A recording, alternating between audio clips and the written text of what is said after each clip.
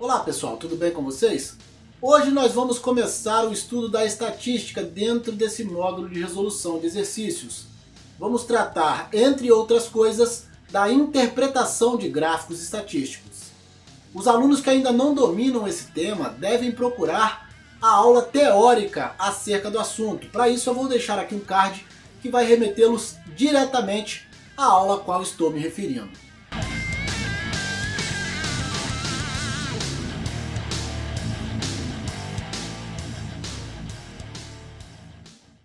Bom, como sempre, a gente faz exercícios de aplicação para a gente fixar o conteúdo. Em uma pesquisa socioeconômica sobre itens de conforto, perguntou-se a cada um dos 800 entrevistados quantos aparelhos de TV há em sua casa. Os resultados aparecem na tabela abaixo. Então temos aqui uma tabela, o item A pede para a gente completar a tabela. Bom, obviamente, para a gente não ter que ficar fazendo conta lá naquela tabela, eu já deixei a tabela toda pronta aqui, né? Lá nós temos os seguintes valores, ó. Foi dado o valor 20, está lá na tabela, e o valor 30, são as frequências absolutas. Também lá na tabela tem o valor 0,6, como essa frequência relativa, e esse percentual aqui ó, de 7,5%. Então vamos lá ver como é que a gente acha cada um desses elementos aqui. Primeiro, aqui ó, como eu tenho 0,6, eu sei que isso é 60%. E aqui, como eu tenho 7,5%, eu sei que isso é 0,075. Afinal de contas, para representar na forma decimal essa porcentagem, eu preciso dividir por 100, e dividir por 100 é chegar a vírgula duas casas para lá. Então, já encontramos esses dois valores aqui. Bom, como o problema me diz que são 800 entrevistados, e eu sei que eu encontro a frequência relativa dividindo a frequência absoluta pelo número de entrevistados, eu posso fazer 20 dividido por 800 para encontrar essa frequência relativa, que é 0,025, que vai dar 2,5%. O mesmo eu posso fazer com 210. Dividindo 210 por 800, que é o número de entrevistados, eu vou chegar a 0,2625, que significa 26,25%. Então, esses valores já foram aqui encontrados. Bom, para eu encontrar a frequência absoluta, basta eu multiplicar o número de entrevistados pela frequência relativa. E foi isso que eu fiz aqui, ó. Para encontrar o valor da frequência absoluta, eu multipliquei os 800 entrevistados pela frequência relativa 0,6 e encontrei 480. O mesmo eu fiz embaixo, ó. Multipliquei o número de entrevistados pela frequência relativa 0,075 e encontrei 60. Pode somar aqui, ó, 20 mais 210, mais 480, mais 60, mais 30, que vai dar 800 entrevistados. E por fim, eu posso encontrar 0,375 fazendo 30 dividido por 800, ou seja, a frequência absoluta dividido pelo número de entrevistados, que vai me dar esse valor, 0,375, que é igual a 3,75. Perceba que se você somar 0,025 com 0,2625, com 0,6, com 0,075, com 0,375, vai dar 1.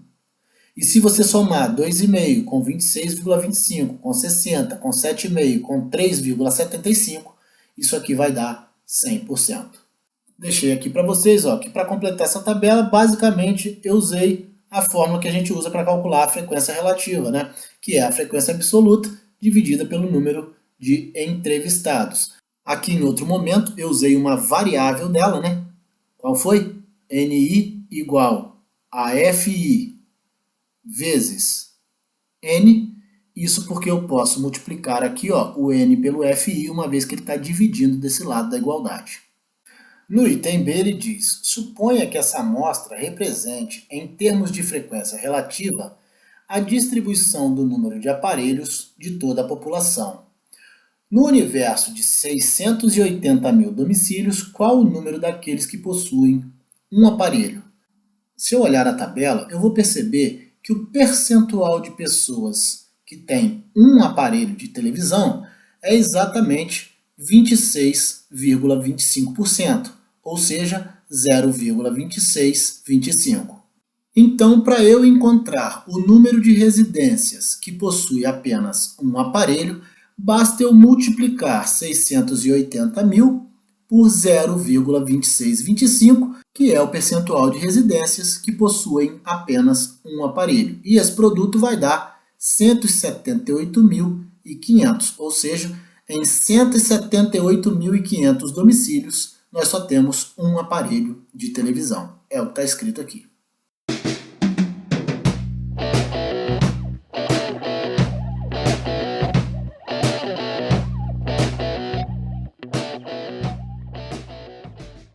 Uma pesquisa realizada com 800 pessoas às vésperas de um feriado prolongado tinha como pergunta principal: o que você pretende fazer nesses 4 dias? Os resultados são dados na tabela seguinte. Então, aqui a gente tem a tabela, ó, a intenção das pessoas, né?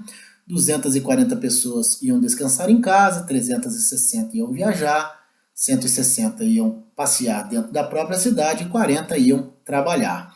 Faça um gráfico de setores para representar o resultado. Bom, obviamente eu já deixei o gráfico pronto aqui no nosso próximo slide. Bom, como é que eu faço para distribuir o percentual dentro de um gráfico de setores? Eu posso fazer aquela minha regrinha de 3. Como é que é mesmo? Eu sei que 100% equivale ao total de entrevistados, 800 pessoas. Logo, eu vou ter um percentual X equivalente a 240 pessoas. Professor, por que 240 pessoas? Olha aqui, ó. 240 pessoas disseram que iam ficar em casa. Então, aplicando aqui a regrinha de 3, o produto dos meios pelos extremos, eu vou chegar a 30%. Fazendo o mesmo para 360, para 160 e para 40, eu vou chegar respectivamente a 45%, 20% e 5%. Professor, por que você fez diferente aqui? Galera, eu fiz de uma forma mais simplificada. Eu simplesmente peguei os valores da tabela e dividi pelo total de pessoas entrevistadas. E fui achando 0,30, 0,45, 0,20 e 0,05, que são, respectivamente, 30%, 45%, 20% e 5%. Depois, basta, de posse desses valores decimais, multiplicar pelo ângulo central, que é 360. Então, para achar o setor 1, basta eu fazer 0,30 vezes 360. O setor 2, 0,45 vezes 360. O setor 3, 0,20 vezes 360. E o último setor, 0,05 vezes 360. E foi isso que eu fiz aqui no próximo slide, ó. Com isso eu encontrei o ângulo 1 medindo 108 graus, o ângulo 2 162 graus, o ângulo 3 72 graus e o ângulo 4 18 graus. Vale lembrar, pessoal, que hoje a gente não faz mais isso manualmente, né? Temos programas, por exemplo, como o Excel, que a gente apenas lança lá os valores e ele já faz esse cálculo da proporção, nos dando o gráfico praticamente pronto, né? Foi o que eu fiz aqui, ó. Eu lancei os resultados lá e o Excel me deu esse gráfico aqui já dividido em setores.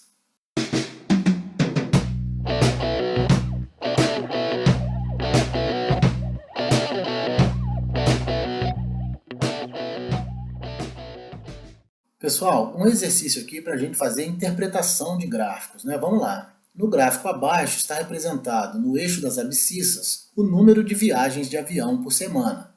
E no eixo das ordenadas, a correspondente frequência, isto é, a quantidade de pessoas que viajam, o número de vezes correspondentes. Letra A. Qual o percentual de pessoas que viajam 4 ou mais vezes? E letra B. Se cada viagem custa em média R$ 400, qual a receita da companhia aérea? Vamos fazer um e depois outro. Vamos lá para a letra A. Bom, primeiro eu preciso saber quantas pessoas foram entrevistadas, foram pesquisadas. E para isso eu preciso descobrir qual é a frequência absoluta. Tudo bem?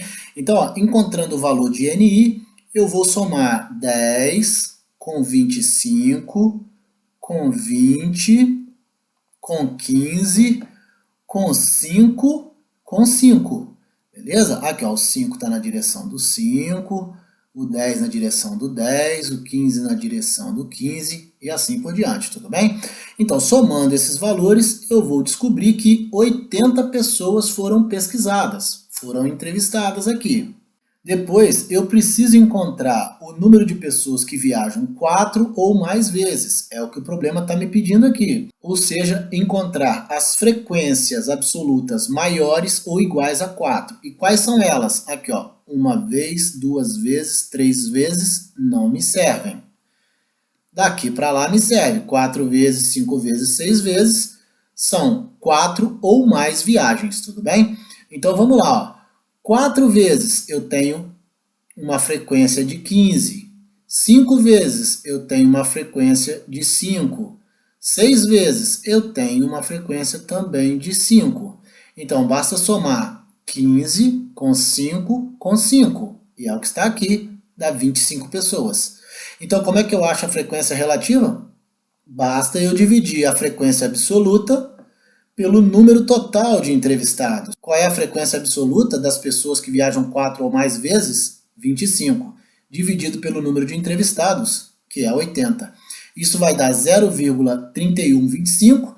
Lembrar que 0,3125 é 3.125 dividido por 10.000. Transformando isso em porcentagem, se eu cortar 2 zeros, eu tenho que trazer a vírgula para cá. 31,25 dividido por 100 é o mesmo que 31,25%.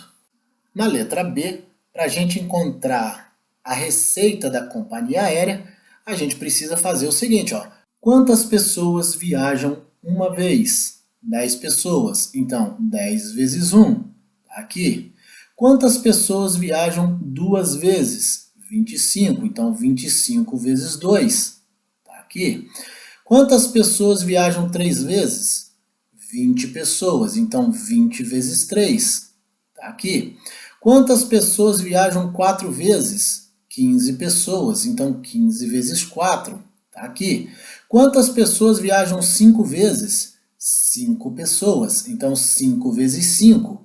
Quantas pessoas viajam 6 vezes? 5 pessoas. 5 vezes 6. Estão aqui. Professor, mas você falou tudo invertido. Galera, a ordem dos fatores não altera o produto, né? Isso tudo vezes 400. Por que, professor, vezes 400? Porque cada viagem custa, em média, R$400. Aqui eu estou calculando o número total de viagens vezes o valor de cada viagem, que é 400. Então, ó, aqui vai dar 10, 50, 60, 60, 25 e 30. Somando isso tudo e multiplicando por 400, nós vamos obter 94 mil. Ou seja, essa empresa aérea tem uma receita de R$94 mil nesse período.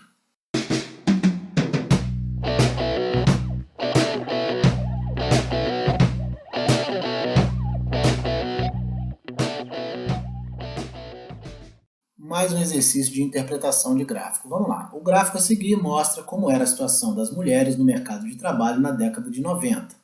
A linha vermelha representa os homens e a linha laranja representa as mulheres, conforme está a legenda aqui, ó.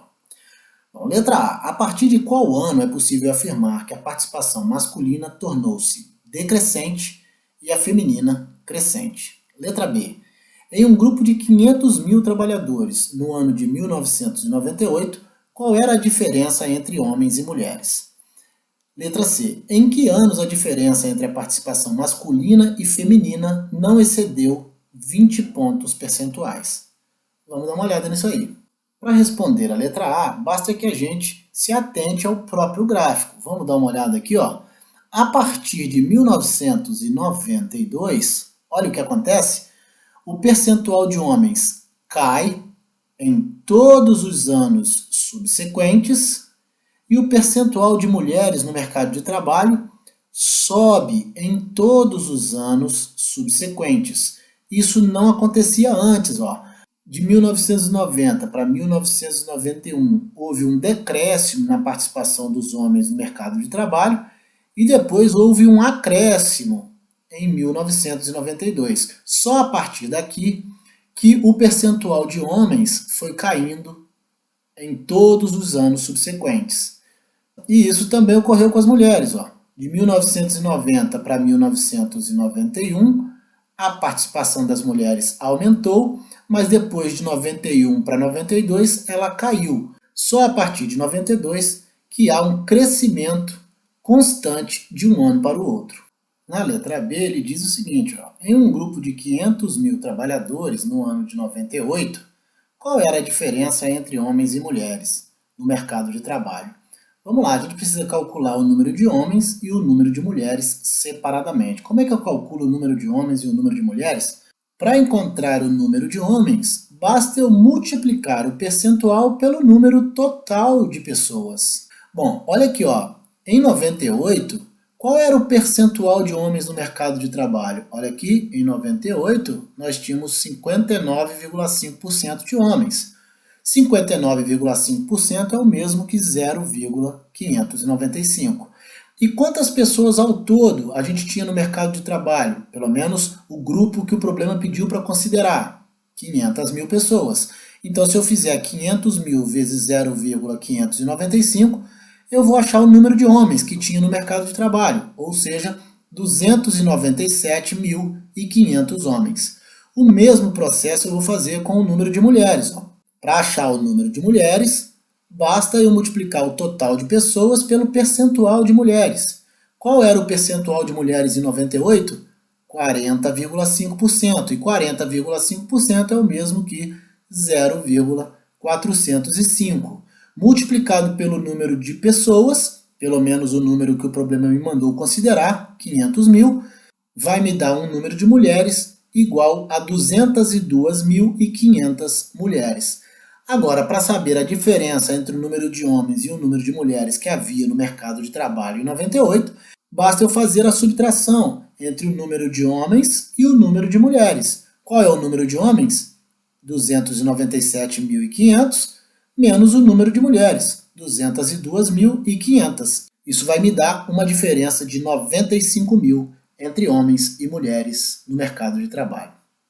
E por fim, na letra C, ele quer saber em quantos anos a diferença entre a participação masculina e feminina não excedeu 20 pontos percentuais.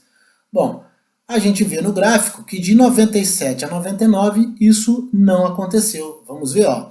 De 97 até 99, nós temos uma diferença aqui em 97 de 20%, aqui nós temos uma diferença de menos de 20%, 19%, né? E aqui também nós temos uma diferença de menos de 20%. Nos demais anos, ó, a diferença foi maior que 20%. Tá certo? Então, todos os demais anos para trás, essa diferença excedeu aos 20%.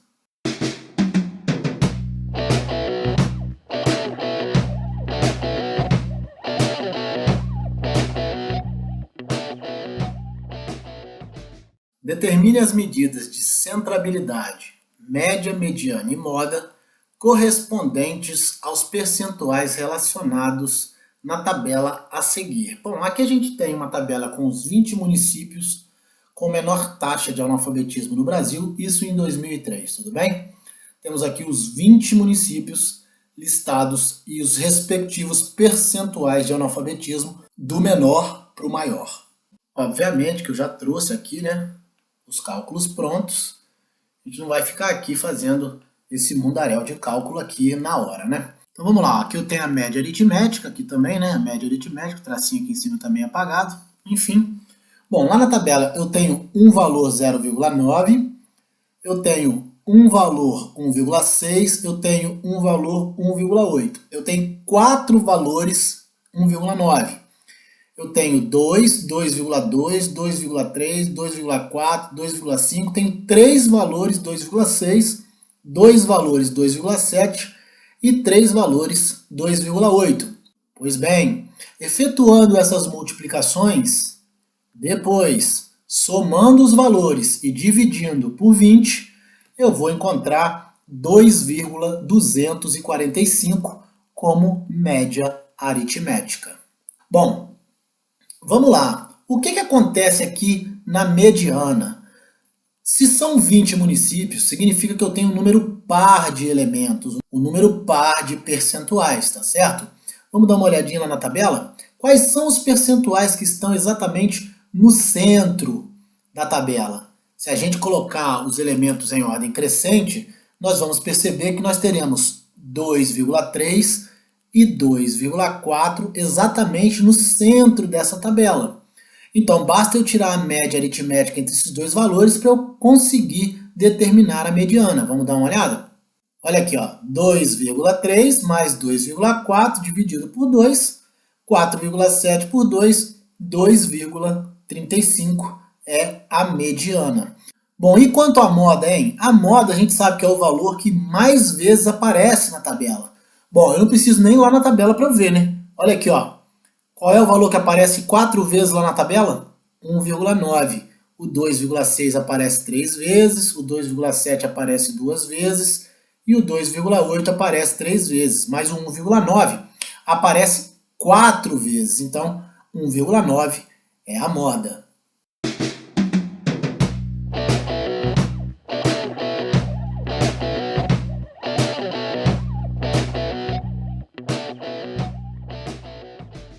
O gráfico mostra os números relativos aos turistas estrangeiros que estiveram no Brasil no período de 98 a 2002. 4,8, 5,1, 5,3, 4,7 e 3,8. Isso em milhões, conforme o gráfico me informa aqui. Quer saber qual o desvio padrão dos dados apresentados?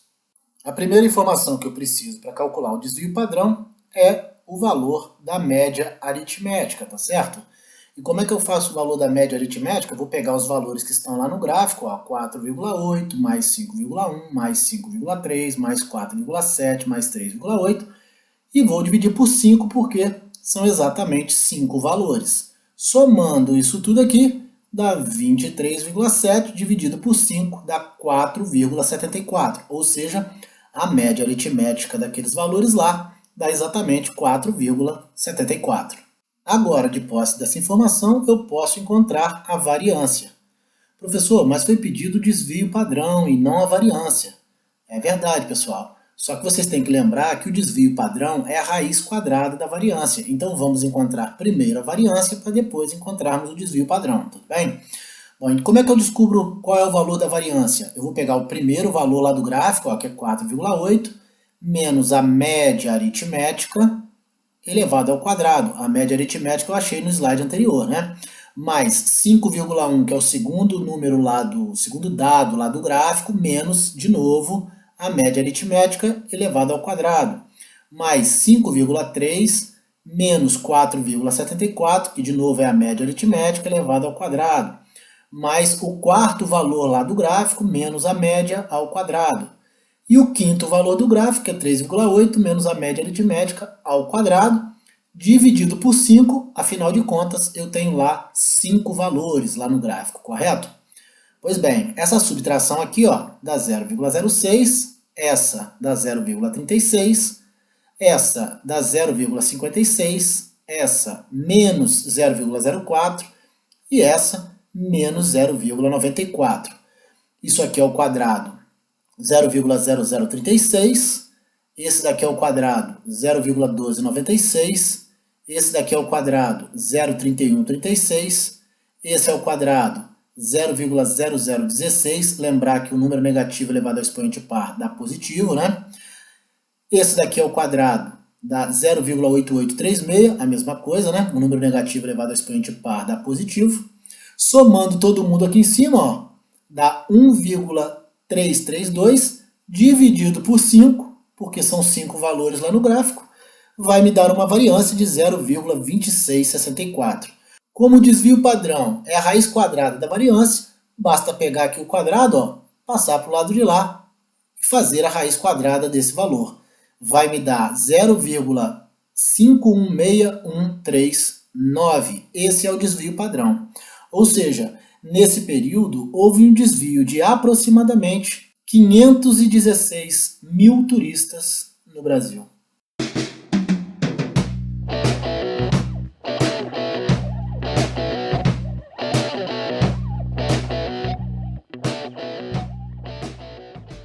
A média geométrica entre 10, 2 e n é 5. Determine o valor de n. Galera, qual é a nossa formulazinha para calcular mesmo a média geométrica? Tá aqui, né? G é igual a raiz enésima do produto dos valores, beleza?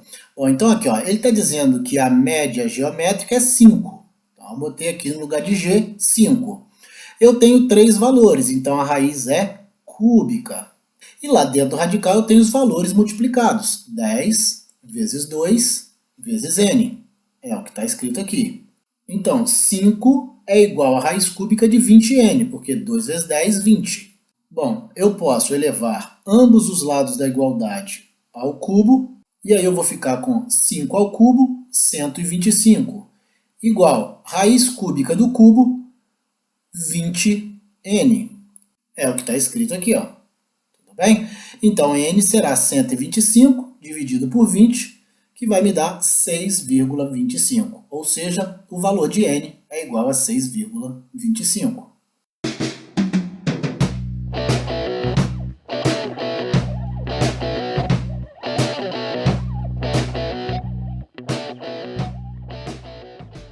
Bom, nosso último exercício de aplicação, dados A e B, números reais e não nulos, mostre que a média harmônica H entre eles é dada por H igual a 2AB dividido por A mais B. Então vamos lá, galera. Olha só, eu sei que a média harmônica é dada por essa formulazinha aqui. Bom, e ele me deu aqui dois números, ó, A e B. Bom, então x1 é igual a A e x2 é igual a B. Quantos números ele me deu? Dois números. Então, n é igual a 2, né? N é a quantidade de valores que eu tenho. Se eu tivesse 3 números, n seria 3. Se eu tivesse 4 números, n seria 4. Tudo bem? Pois bem, então substituindo os valores, ó, aqui no lugar de x1, eu vou colocar o A, tá aqui, e no lugar de x2, eu vou colocar o B, que está aqui. Tudo bem? Tudo isso aqui, ó, dividido por 2, que é o valor de n, elevado a menos 1. Tá certo? Bom, aqui para somar essas frações eu preciso tirar o MMC entre A e B. Tá certo? Que dá AB. AB dividido por A dá B vezes 1, B. AB dividido por B dá A vezes 1, A. Dividido por 2, que é o valor de n, isso tudo elevado a menos 1. Para que eu troque esse expoente menos 1 para um expoente positivo, basta eu inverter a fração, ó. Onde eu tinha B mais A sobre AB dividido por 2, agora eu vou ter 2 dividido por B mais A sobre AB. Com isso, o expoente que era negativo passou a ser positivo 1, por isso que ele nem está expresso aqui. Pois bem, dividir por B mais A sobre AB é a mesma coisa que multiplicar por AB sobre B mais A. Em outras palavras, eu posso transformar uma divisão em uma multiplicação. Como? Repito a primeira fração e multiplico pelo inverso da segunda fração. Tudo bem? E quanto vai dar 2 vezes AB? 2AB. Lembrar que B mais A é a mesma coisa que A mais B. Na próxima aula, dentro desse módulo de resolução de exercícios, vamos começar a falar das sequências. Começaremos pelo estudo da progressão aritmética. Eu aguardo vocês, um grande abraço a todos e até a próxima.